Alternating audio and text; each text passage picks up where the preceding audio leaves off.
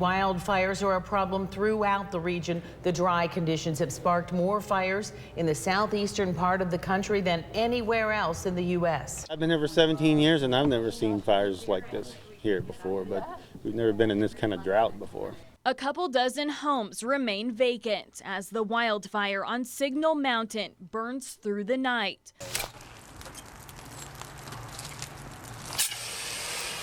We have been significantly busy here the last couple of months. As you can see, they hop right back up and they're going to help their other brotherhood. Here in our Channel 3 viewing area, every county except Catoosa has an active fire as we speak. On Mowbray Mountain, homes on Arnett Drive were threatened as early as this morning when flames got very close as trees behind a home caught fire. Let's go to Channel 3 Eyewitness News reporter Kelly McCarthy as she continues our team coverage.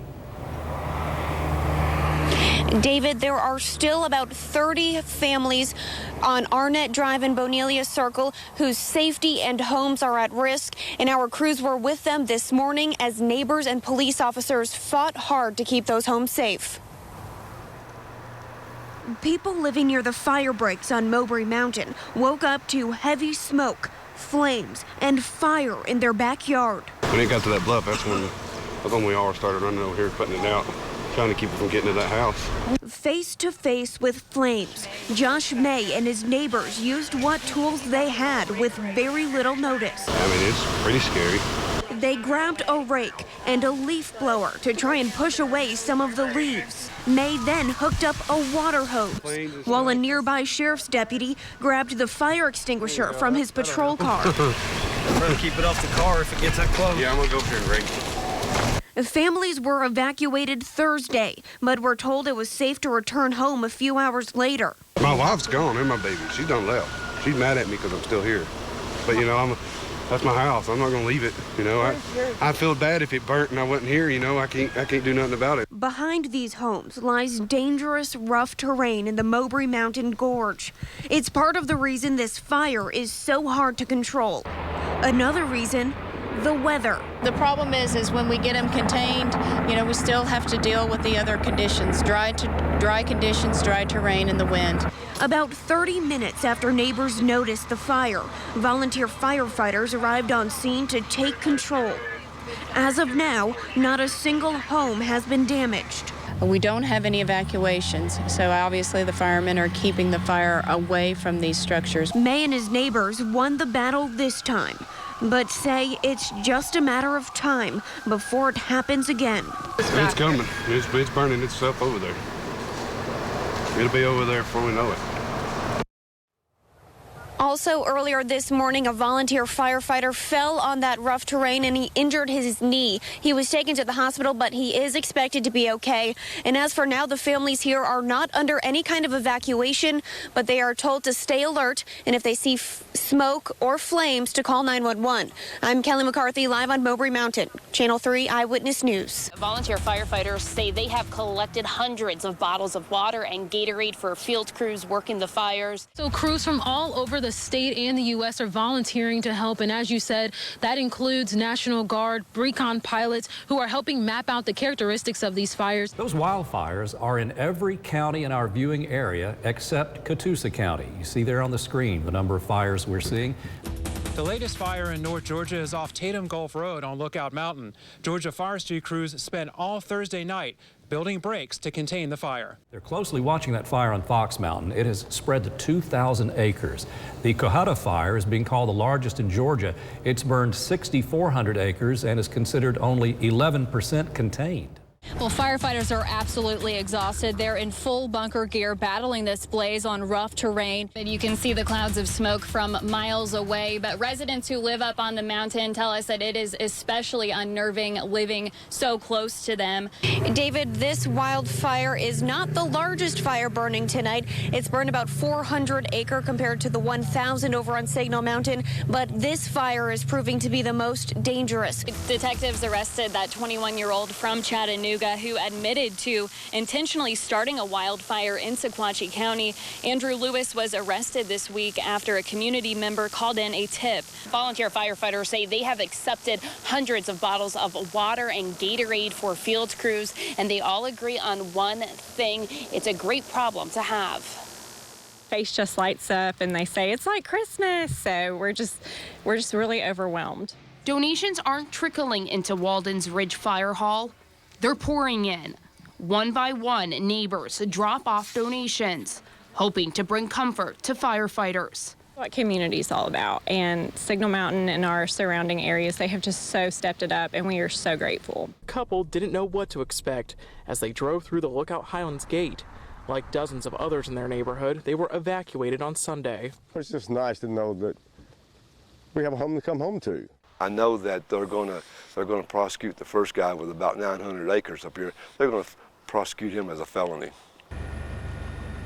Firefighters and law enforcement across the state say they've had enough. Neighbors and business owners on the Georgia side of Lookout Mountain are staying vigilant about this wildfire. We're talking about Governor Haslam's ban on burning for 51 counties in Middle and East Tennessee. Now, the largest wildfire in Hamilton County is the one on Flippers Bend on Signal Mountain, burning at least 1,000 acres. Cindy, the grills here at this park are now off limits until it rains. All open air burning is now illegal. That includes campfires, fire pits, and even outdoor grilling. And I'm told, consider this your warning, because if you're caught burning, you could face serious consequences. This is because we have extreme dry conditions, and this is extremely serious. So people need to, take it seriously and don't burn. Cindy, students at Ivy Academy specialize in environmental studies. They are particularly interested in the wildfires because their outdoor classrooms are burning. Students are often outside for class at Ivy Academy, a charter school that de-emphasizes the traditional classroom. But due to the wildfires, the outdoors are off limits. Because of all the smoke near us, and it's by the trails, so we can't go on the trails, which we usually go on. Firefighters are working directly across from the school where the smoke is heavy. Students have a lot of questions. Weird experience, but then also I believe that it is a good experience showing how trained the people of the fire departments are. The school invited firefighters to speak about what they're doing to contain the wildfires, what the fire is doing to the environment, and how it can be a good thing for the wilderness. It does a lot of good. It renews the forest and cleans up the brush and the litter, and I just wanted to educate them on a little bit about the whole wildland fire. Firefighters hope if they learn it in school, they'll take it home and give that message to other family members. The kids and educate the adults as well. That'd be definitely a benefit. But for now, it's a waiting game for these students as they put their trust in first responders to protect their school, inside and out. I feel pretty good because they know what they're doing, and I'm just trusting them and their jobs. So I think it's pretty cool. Good afternoon, John and Latrice. Right now we are on the way to Gatlinburg, just getting into Knoxville. Seen tragedies through here, left and right, and they're still going on. Cindy, several Hamilton County schools kept students inside for lunch and recess today because the smoke was making it so hard to breathe. 66 years old, I've never saw it this bad. An orange glow reflects off the soot-covered faces of firefighters. Now we have team coverage of the damage, and we have a live report from Gatlinburg. Our Channel 3 Eyewitness News reporter Cameron Taylor tells us how the residents there have been affected. Cameron? David and Cindy, nearly everyone in our community has a story about visiting Gatlinburg. The road to get there is blocked off, as you can see behind me. They're only letting first responders in at the moment. And these wildfires have devastated people's lives, leaving them with nothing but the will to rebuild. We've seen tragedies through here, left and right, and they're still going on. They're still going on. A glow of orange overtook Gatlinburg and some of the surrounding areas. Jackie Barnes' home was right in the middle of it. Some precious belongings left behind included her father's Purple Heart, her grandmother's china collection, and her 2 pets. She says the support is what's getting her through this. I have so much love around me. I've got people calling left and right, offering, what do you need? What do you need? What do you need? Barnes owns this convenience store at the foot of the mountain and stayed here. She's yet to get any sleep and can't bear the thought of looking at the destruction. Not gone to see it. I've seen pictures. I've not looked at my house. I don't want to look at my house. Her brother lost his home, and another no longer has a cabin. She's sharing these feelings with others in the community, like John McKinney. He moved in just a month ago and evacuated. When I seen that fire coming down towards the house, I mean, it was like 20 minutes before it actually reached our yard and caught that tree on fire as we was leaving. While their personal belongings are gone, they're happy their families are safe. It was a house. My daughter was not there. That's all that mattered. That was all that mattered. She's safe. I'm good. It was a good luck story for me. The fire on Fox Mountain in Dade County has increased to 2,200 acres. It's threatening 8 homes on the Alabama side. Brush fire is still active on Strawberry Mountain in Walker County as well. Officials say the fire is 50% contained, but again, they are at the wind's mercy tonight. You know, it takes a special person to be in fire and rescue. They're special people, and they truly have big hearts, and they truly want to make sure and protect lives and property. Day 4 of battling the large brush fire on Signal Mountain started with disappointment. The last fire break from yesterday of that 5 acres, that fire has jumped the fire break and is now burning new brush. Firefighters just can't catch a break. With high winds, dry brush, and rough terrain, it's miserable out here. Officials trying to map out the situation had to pick up and run to safety, with high winds fueling flames forward. It was a pretty intense situation. Every time they get the fire contained, winds carry out hot embers, and the fight starts again on new ground. It's around-the-clock firefighting. You know, they're not thinking about eating and drinking right now. They're thinking about protecting property and saving lives. Winds have changed direction, pushing the blaze away from homes and back up the mountain. Fire allowing brush trucks carrying water to get closer. A mutual aid response is here with additional manpower. We have actually asked for more than less because we would really like to get this under control today. And no matter how long it takes, they won't give up until this area is safe from fire danger. I don't know how they keep going day in and day out because they are exhausted by the end of the day, but they just get right back up again and come out here to protect and serve. And you can see the clouds of smoke from miles away, but residents who live up on the mountain tell us that it is especially unnerving living so close to them. Now, while crews tell us that the fire is not endangering any homes at this point, people who live up there tell us that they are still worried. Firefighters have been working day-long shifts to keep the fire contained, but wind has been an issue, causing the fire to jump the brakes and start new fires elsewhere on the mountain. Right now, we're still with the wind, and then we have leaves that are fall on them, so that starts the fire back up again. With rain clouds starting to form and thunderstorms rolling in, she says firefighters aren't worried about lightning sparking fires or heavy rain leading to mudslides. As the fire moves toward it, the oxygen is taken out of the fire and it actually slows the advance of the fire down. Pilots make multiple trips a day, flying over the Tennessee Valley. They've made 32 flights since being in Chattanooga and dropped over 130,000 gallons of retardant onto the fiery wilderness. Well, the fire started on Saturday with an unattended campfire, and firefighters have been able to get the blaze under control each night. But here's the problem. Once they get it contained, high winds pick back up, carrying out embers, spreading the fire to new ground. Winds have now changed direction, pushing the blaze away from homes and back up the mountain. Officials say at this time there is no structure endangerment. Firefighters bulldoze new access roads today so that brush trucks carrying water can get closer.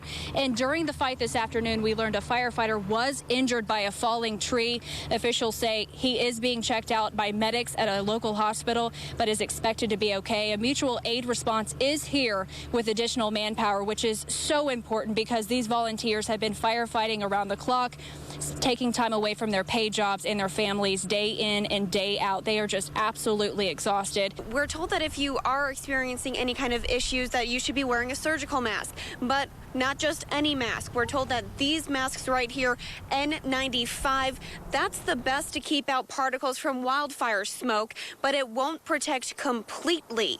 But this is the best thing that you can do if you're experiencing any difficulties breathing when you're outside. An orange glow reflects off the soot-covered faces of firefighters. Through smoke, they ignite a line of flames with each step. Georgia forestry crews use the overnight hours to burn areas like this on purpose. Controlled burns protect homes on Lookout Mountain. This area of Dade County is where two fires merged into one, burning more than 1,300 acres. Firefighters use the daylight to do work like this, moving anything away that could catch homes on fire. We're taking backpack blowers and we're blowing all the leaves, pine straw, anything that we think might would burn. We're trying to blow out about 60 feet in a circle around every structure. The Georgia Forestry Commission has deployed more than 170 firefighters to North Georgia to fight dozens of fires. They work 12-hour shifts with local and volunteer departments, making sure the flames don't get too close. A lot of them come in scared to death. It is a volunteer program. They have to volunteer. We don't force anybody to be in it. This group is with the state's corrections program. These non-violent offenders are handpicked and trained to fight house fires, wildfires, and vehicle expedition. They start responding to the calls in the community, and they start seeing what it's like to help people that in the past that they had probably hurt through their crimes or, you know. Well, David, officials didn't want to take any chances with this wildfire, so neighbors in the Lookout Highlands subdivision packed up their stuff, put it into suitcases, and got out of there as quickly as possible. They only had a matter of minutes. Right now, the fire is 10% contained, so firefighters still have quite a bit of work to do, but they are doing everything that they can at the moment. And so far, neighbors haven't been given a timeline of when they can go back home.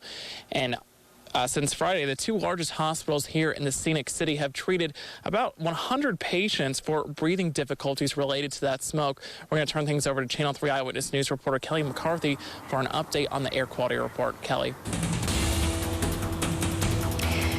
Karen, we're learning that the air quality is so bad at certain times of the day here that even the most healthy people should be taking caution. It's been a code orange for the last several days in the Chattanooga area. The wildfire smoke is clearly visible from downtown and around the Tennessee Valley. Now, Monday's hourly update shows some of the worst air quality levels the Air Pollution Control Bureau has ever seen. The air quality index has been recording numbers between 100 and 200. Now, typically, these readings never even reach the triple digits. It's the 11th day on the job for most of these Georgia forestry firefighters, hours away from home dealing with elements they aren't used to when fighting flames. Gatorade. Crews with the Georgia Forestry Commission get ready for another day along the fire line, packing everything they may need along the way. Safety glasses. Not you, puppy dog. And lunch. It's day 11 for Doug Redding, who's about 5.5 hours from home. He says the high winds and steep terrain on Lookout Mountain make fighting this fire a challenge. We basically have to rake it out if a tractor can't get to it. Luckily, for the most part, tractors have been able to get to the most part of them, but we still have to go in and mop up and knock out the hot spots. Into the tree line they go, with about 30 pounds on their back and tools in hand. They look for smoke, flames, anything that could compromise the fire lines they've already built, and then attack. Redding says this kind of work is tough on the body. It's hard on my knees, it's hard on my back, it's hard on my legs, but you know, we just take a good sleep that night before and eat a good breakfast and just keep going. At one point, flames came dangerously close to this 911 communications tower, which transmits calls for help throughout Dade County.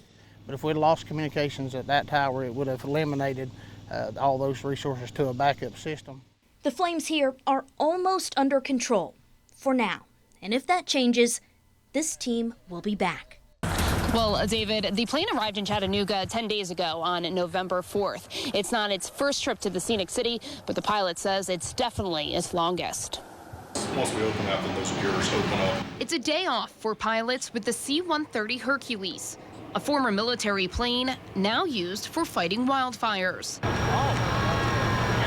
The aircraft has been flying over Signal and Lookout Mountains after the Tennessee Forestry Division called them in for backup. A really, really big fire, and you don't have enough resources to put on it. You may just end up going out and helping one specific aspect of the fire. Whereas, meanwhile, if there was a smaller fire that started, maybe we could have done something with that one and actually stopped it. Todd Davis and his crew are responsible for deciding where and when to spread the fire retardant on the burning brush and debris, a strategic approach for field crews. Is laid on the ground in advance of the fire.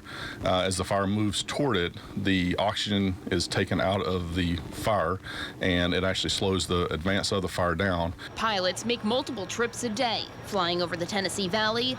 They've made 32 flights since being in Chattanooga and dropped over 130,000 gallons of retardant onto the fiery wilderness. When we go out, we don't just go out looking for fire and dropping fire retardant.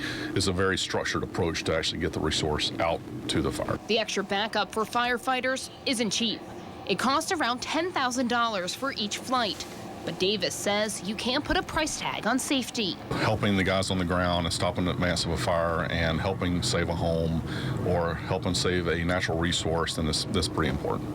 This pilot says he receives a lot of attention for his work, but he says the real heroes are those on the ground, battling the blaze up close. They're the ones out there starting early in the morning and digging line early in the morning all day long, and then possibly into the night as well. So they definitely have more strenuous activities to do than we do.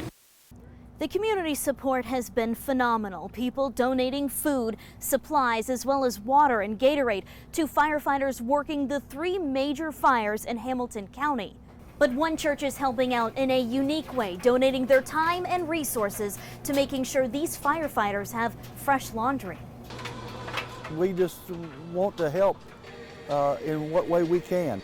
During a time where many remember their blessings, the scenic city is thankful for a lot.